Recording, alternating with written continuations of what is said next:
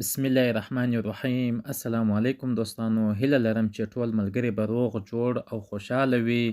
زه شیر احمد شیرزاد ستاسې درانه حضور ته د پښتو ټیپس چینل له لارې د یوې بلې نوې ویډیو سره حاضر شوی یم. په دې ویډیو کې به زه تاسو ته دا واضح کړم چې څنګه کولی شو د سبسکرایب بټن انیمیشن جوړ کړو په دغه شکل باندې چې د ویډیو په یو خوا کې د سبسکرایب بټن ته اشاره کوي او یا سبسکرایب کیږي. مخکې له دې چې په ویډیو باندې شروع کوو، هغه ملګري چې زموږ چینل یې نه وي سبسکرایب کړی نو چینل دې سبسکرایب کړي، د زنګ بټن دې فعاله کړي ترڅو زموږ ټولې ویډیوګانې تر تاسې پورې ورسیږي. ښه دوستانو، راځو د کین ماسټر ایډیټر ته راځو.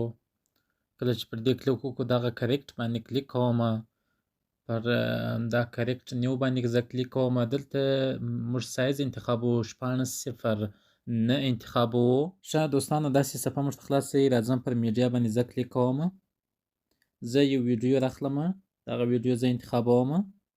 ملګرو، دا ویډیو د همدغې ویډیو په ډسکریپشن کې زه تاسو ته لینک ایږدم. تاسې کولی شئ د هغه ځای څخه یې ځان ته لینک یې کاپي کړئ او ځان ته یې را ډاونلوډ کړئ. ښه، تاسې دا ویډیو ګورئ، دا په دغه شکل سره ده دا ویډیو.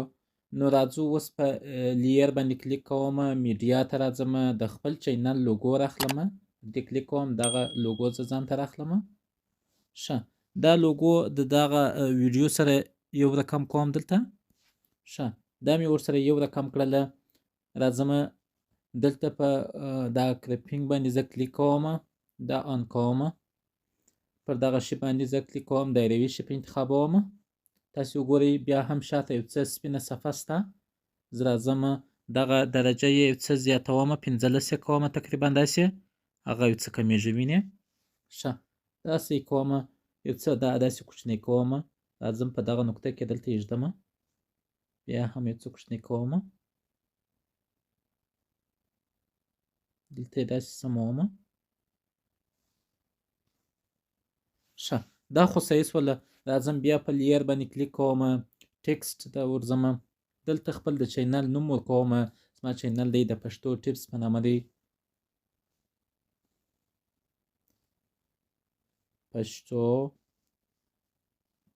ټیپس په نامه دی، زه دا نوم ورکوم.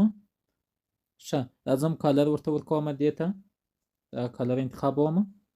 ښه، کله چې مې کالر انتخاب کړي راځم داسې دا هم د دغه ویډیو د دغه سره خپل د دغه سره یو لیول کوم، د لوګو سره.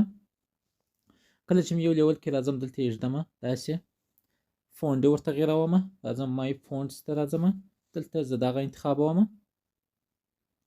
ښه، کله چې مې دا انتخاب کړي یو څه داسې غټوم، تاسې ورته وګورئ په دغه شکل سره یې سموم. دا صحیح سولو. راځم اوس ښه، راځم دغه پښتو ټیپس دغه لیکنې ته زه راځم، ان انیمیشن ته ورځم. ان انیمیشن یې سلایډ اپ کوم.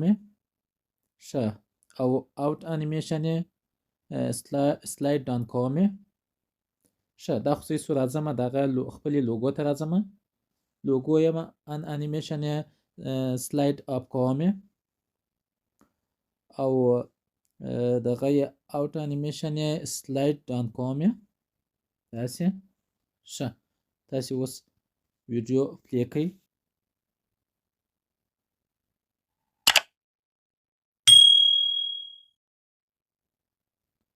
دوستانو، په دغه شکل باندې ستاسې د سبسکرایب بټن انیمیشن جوړیږي.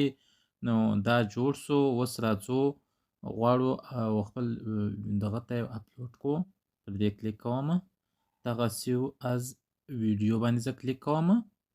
ښه، دا سپیک باندې زه کلیک کوم. دا ویډیو دا ده زموږ په موبایل کې ډاونلوډیږي. اوس ملګرو ویډیو ډاونلوډ شوله. اوس غواړم دغه خپل د سبسکرایب بټن انیمیشن غواړم په ویډیو کې استعمال کو.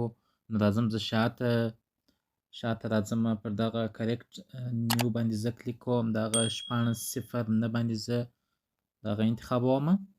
ښه ملګرو، زه راځم دلته یو ویډیو نه راخلم، غواړم یو بیکګراوند راواخلم، دغه زه انتخابوم، یو عکس راخلم. ښه، تاسې فرض کړئ زموږ دا یو ویډیو ده اوس. ښه، دا سوله.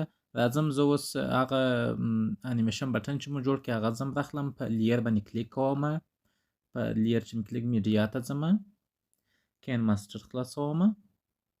دوستانو دا هغه ویډیو ده. ښه ملګرو دا هغه ویډیو ده. زه اوس راځم لاندې دلته یو اپشن دی دغه، پر دې اپشن زه کلیک کوم، دا آن کوم غواړمه. ښه دا آن کومه، هغه صفحه یې ورکه شوه، زرغونه صفحه. ښه اوس راځم ویډیو، تاسې فرض کړئ دا ویډیو ده، زه یې پلی کړمه.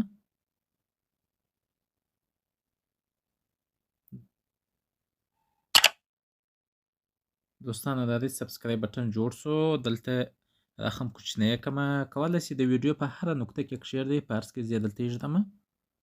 ښه دلته چې مې کښېښول، اوس تاسې وګورئ، زه یې پلی کړمه.